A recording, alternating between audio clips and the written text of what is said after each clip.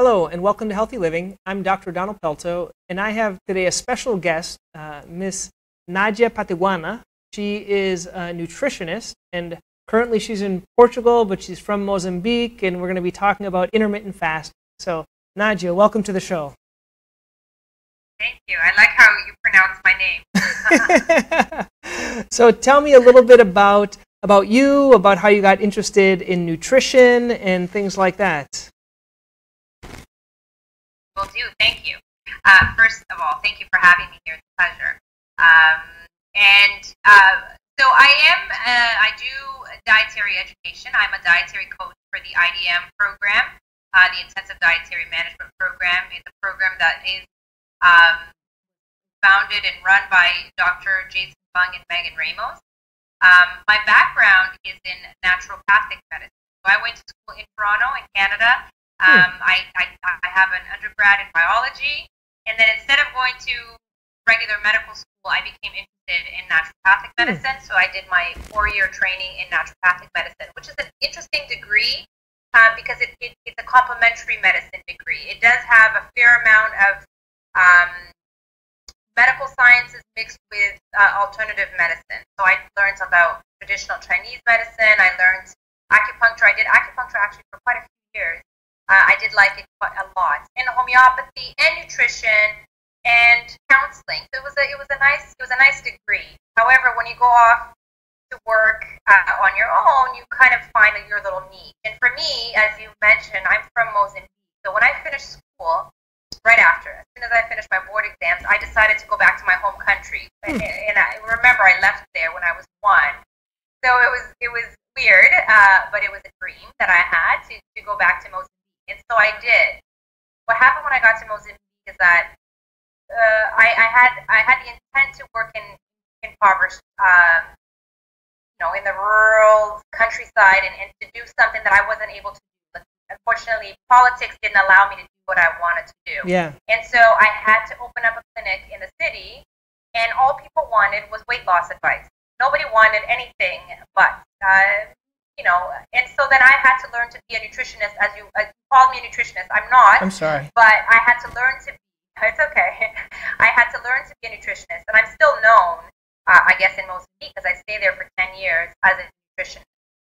It's been 6 years now since I've left Mozambique, and I went back to Canada at the time, and shortly after I went back to Canada, I met Dr. Jason Fung at a conference, and then I started working with IDM. So this has been what I've done for the last 16 years. I've done nothing but nutrition. So you're correct. Wow. And how did you specifically, during this whole time, were you interested in intermittent fasting throughout these years, or is this something that's pretty new? Oh, it's fairly new. I mean, in my 16-year career, I started intermittent fasting about 5 years ago. I think I naturally was led to intermittent fasting because I started with low carb. I didn't start with low carb. Let me correct that. 16 years ago, I did not start teaching people low carb. I started with this trial and error. I had to make up a diet. I didn't learn nutrition per se at naturopathic college. I didn't learn weight loss or diabetic diets or anything like that. And so when people were coming to me with these concerns, I had to come up with something. I had to make something up. And I always smile and say that Mozambican people are very forgiving because they were great guinea pigs, if I can call them that. They were very forgiving. They were very they learned along with me. I think anytime you try to make some healthier choices, you're going to get some good results. But really, I could tell that things had to be changed. I could tell that the traditional, conventional advice wasn't working for me or for anybody else. And so over time, my diet started to become shaped by more of a low carb, eventually a higher fat diet. And I had serious medical concerns about 10 years ago. And so then I had, for my own health concerns, I had to make a choice. And I decided to try low carb, which helped me in my concerns. And so that's when I started with a low carb diet. And over the last 10 years, I've been moving more and more towards a low carb, whole foods, let's put it that way, dietary approach.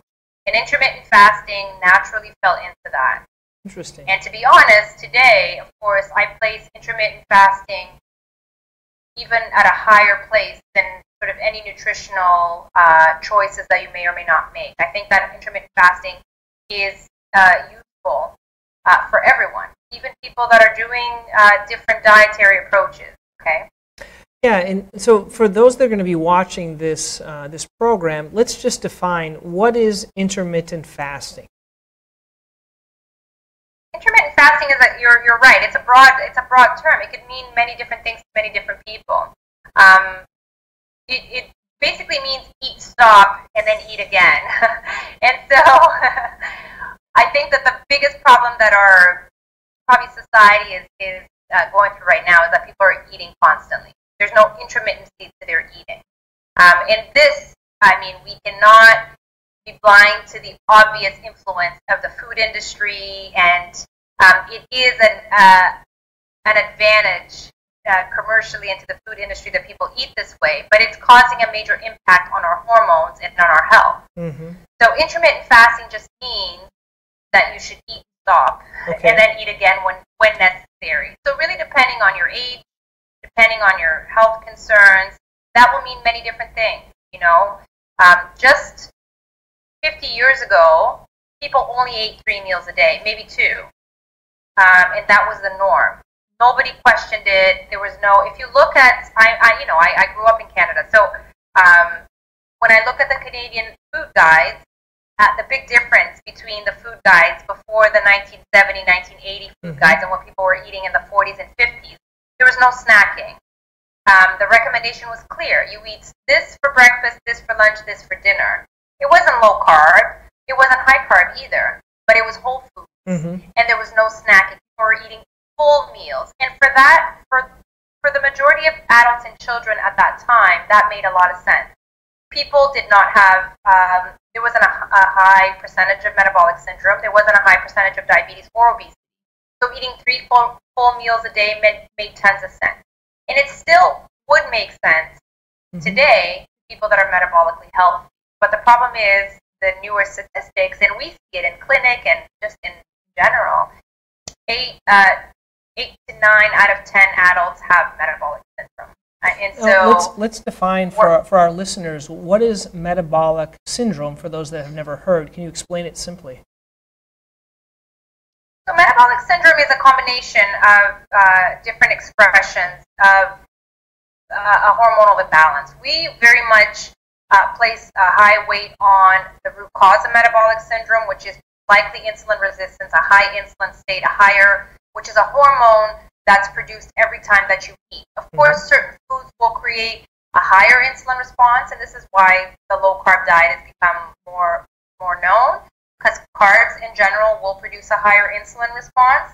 But what this means is that the more often you eat and the higher carbs you eat, and of course the more processed junk you eat, because all processed junk will have high insulin response, this will put you into this high insulin state, which will then lead to insulin resistance. And that sounds more familiar to people, because then people start to say, oh, insulin resistance, that means diabetes. You can be insulin resistant and not be diabetic. You can have different expressions of insulin resistance. But one of the expressions is diabetes. But metabolic syndrome, people that have metabolic syndrome tend to be overweight, or at least have central obesity, the large waist to hip ratio. They may have some cardiovascular concerns. Of course, diabetes falls in there, and a whole bunch of other things. So metabolic syndrome used to be called syndrome X, X being the unknown factor. They didn't really know why people were having all these seemingly unrelated, high cholesterol, high blood pressure, and diabetes, and central obesity. Those things seem to all be unrelated, but people are getting them, and it chronically progressively getting worse.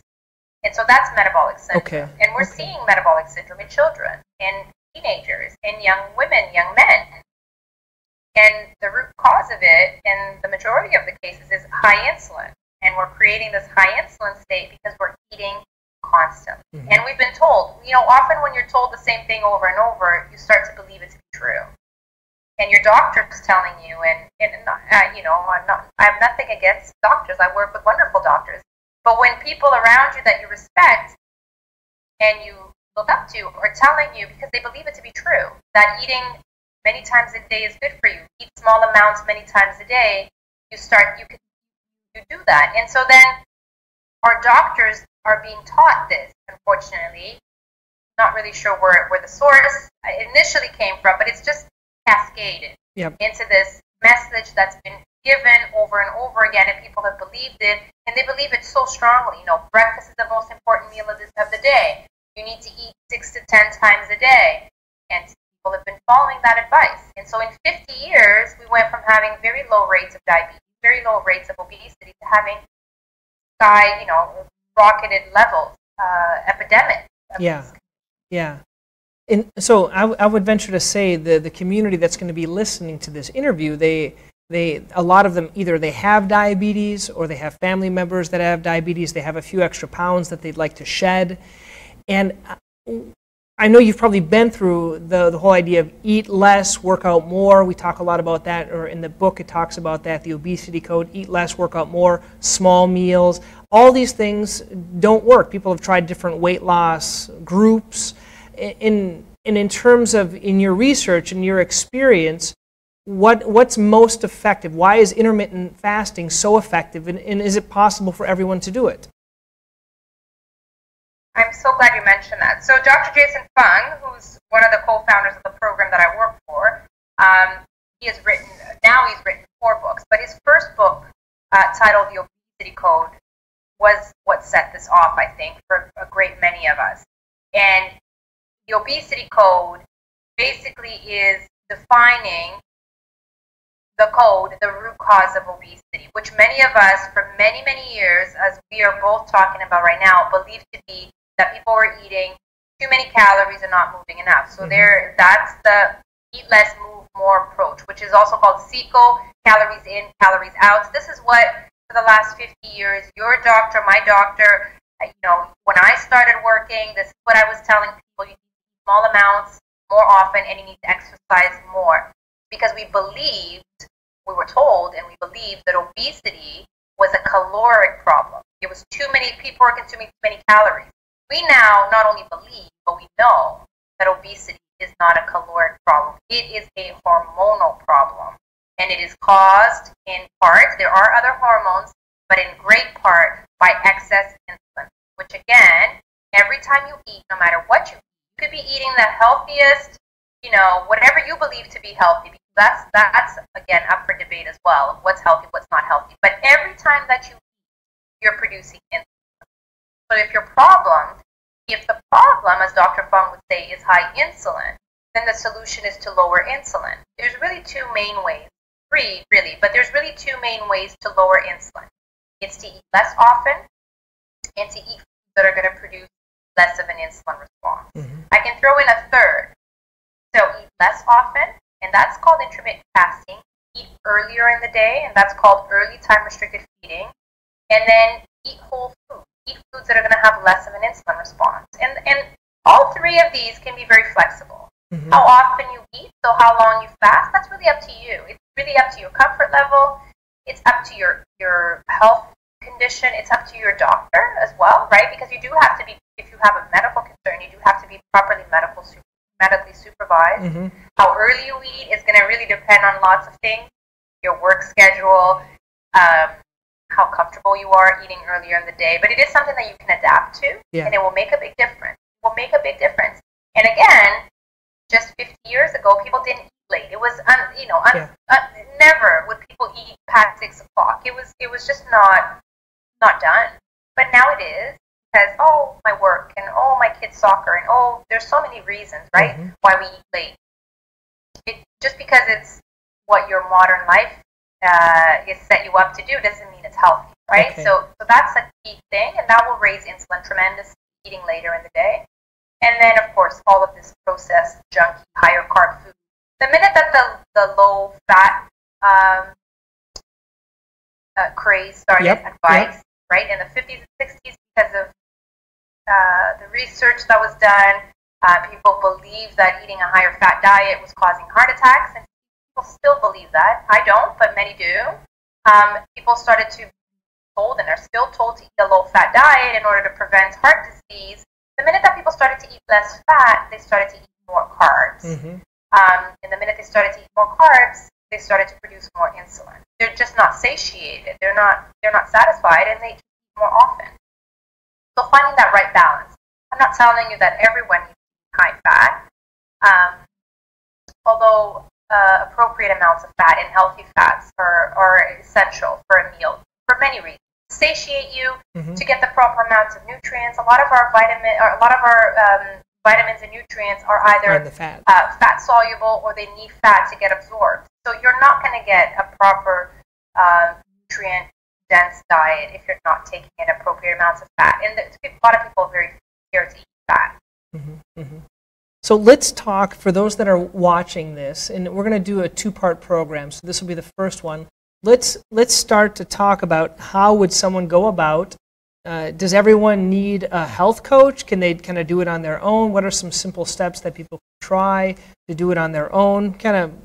Let's talk a little bit about it. What are some baby steps? I think that's a great question.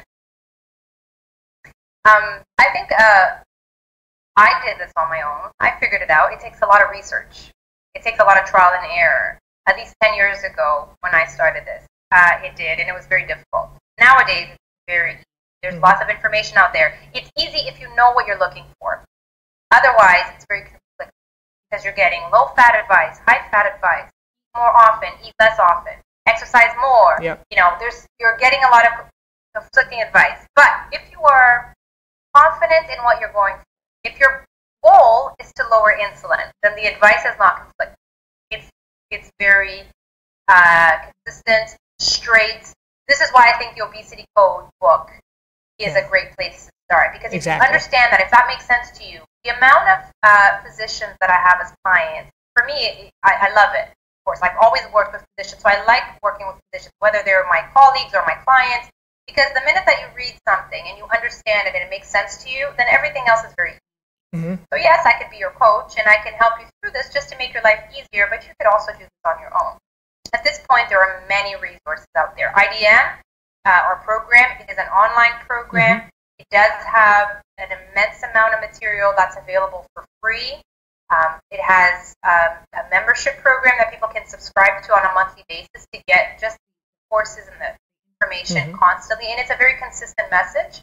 But it does have the personalized coaching option too for those that do want somebody to hold their hand through it, to help hold them accountable, to really help them figure this out. But if you know what you want, you know what you're looking for. If your objective is to lower insulin in order to lose weight or lower blood sugars or lower blood pressure or to get pregnant, there's so many, as I said, associated conditions to metabolic syndrome. Like for me, my major issue was I developed PCOS first, which is polycystic ovarian syndrome, which led to fertility. So I was having trouble getting pregnant. I wasn't necessarily overweight. In fact, I was underweight. But the snowball effect was quite quick. I did start to gain weight, then I developed diabetes, then I developed hypertension. And so it eventually cancer. It did lead me to realize that there was an underlying cause. So that's what was here. There's an underlying cause to all of these things. And if I lower this, everything else will go away. And it did. My blood pressure went down. My blood sugars normalized. I started to ovulate. I had 2 children. Great. Et cetera, et cetera. Wow. So this is the thing. And is this something that's healthy for everyone to do? Are there certain people that shouldn't be doing this? It depends on how you define intermittent fasting. I mean, there's definitely a group of people that shouldn't do extended fast, right? You don't want children, pregnant women, lactating women, people that are in a growing stage to be eating, not eating enough. But you also don't want any of these people to be eating too often, right? You don't want children to develop metabolic syndrome at the age of 10, 9, 8, like we're seeing, right? You don't want children developing diabetes. Type 1 diabetes, of course, is a different situation, but type 2 diabetes, adult onset diabetes at 8, 9, 10 years old.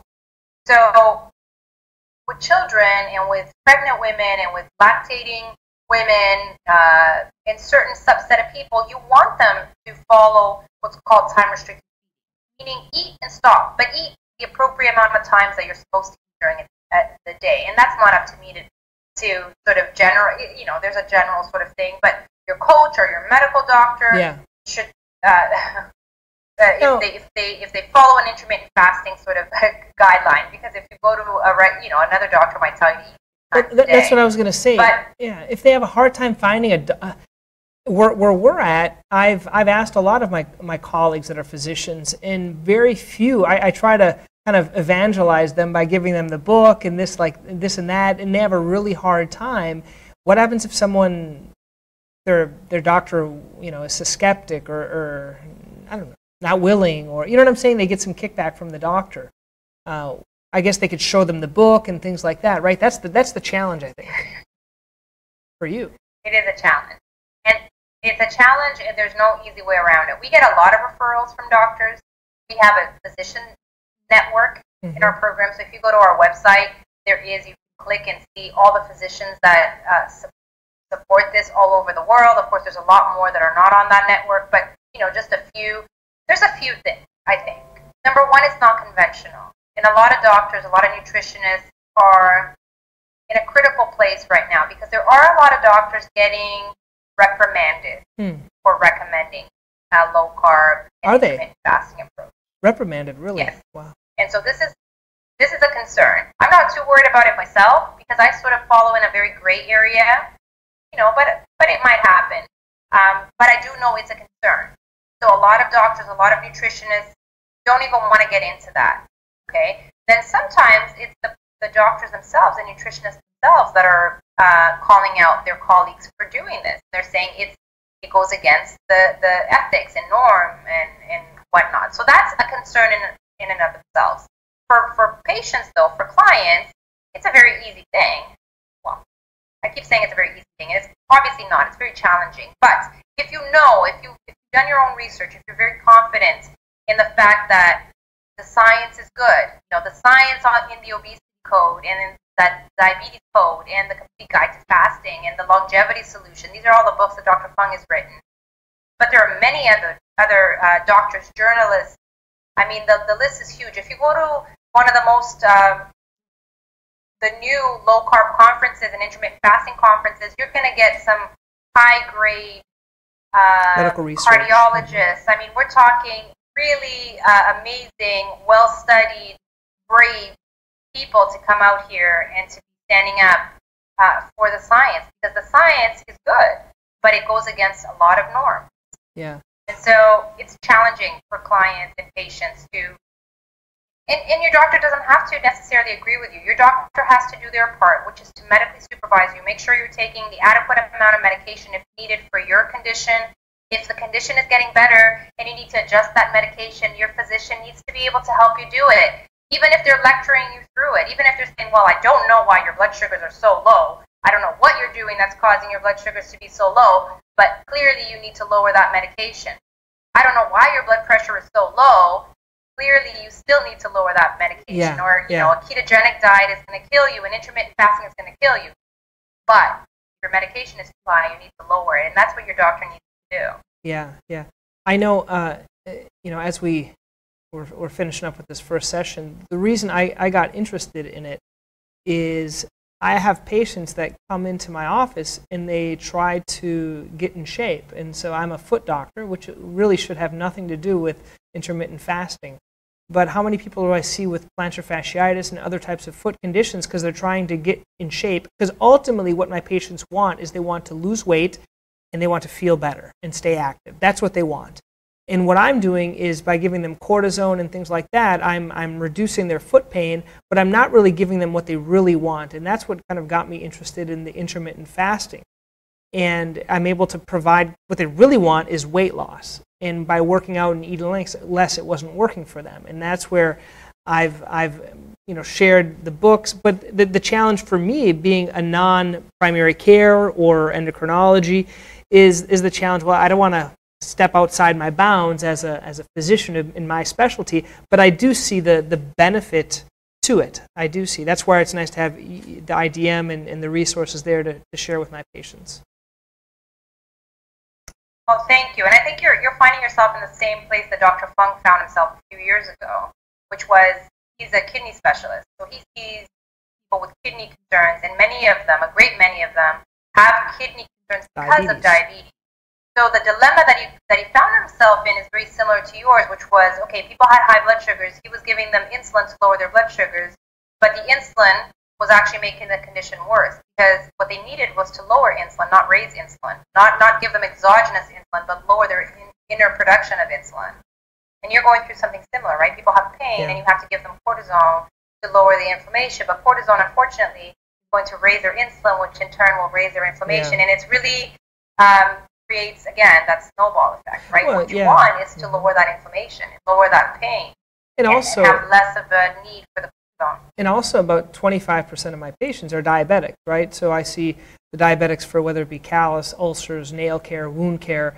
And, you know, I've thought about it. I just haven't had the guts to do it. But I thought, well, heck, if I should just oblige all of my diabetics to do intermittent fasting, I bet you their ulcers would get better. I bet, you know, a lot of things would get better for them. But and I think that's what we're going to talk in our next segment. I'd like to talk maybe specifically about people that are 70, 80 years old, and they've been eating their same way their whole life.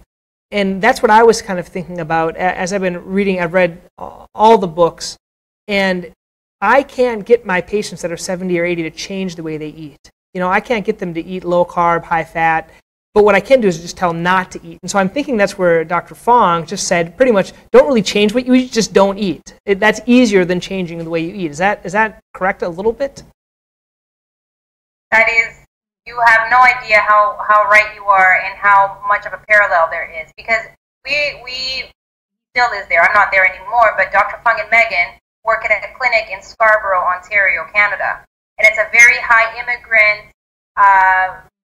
population, very high Asian population. A lot of people who English is not their primary language. And so communication and trying to convince people of that age group and have different cultural backgrounds and ethics ethnicity, to change the way they ate is very challenging. And really, as I was saying earlier, that might not be the thing. It's not really what you're eating, although, you know, we need to eliminate the junk, but it's how often you're eating and how often you're told to eat, which is even worse. Because a lot of times people are eating, you know, I just shared not too long ago, I know you want to move to the next segment, but I shared not too long ago the podcast of an ultimate fighting champion, a Canadian guy who very well known, who follows intermittent fasting, and through Dr. Fung's clinic. He was Megan's patient and Dr. Fung's patient. And he came to them because of different things, and then he realized that his exercise performance improved, his health improved. He had ulcerative colitis, so a serious GI concern, high inflammatory concern. And so the fasting is the thing, right? You want to get rid of the junk, for sure. But the fasting is the thing that's going to give you all of added benefits. Great. Well, thank you so much, Nadia. We're going to take a little break, and then we're going to be right back.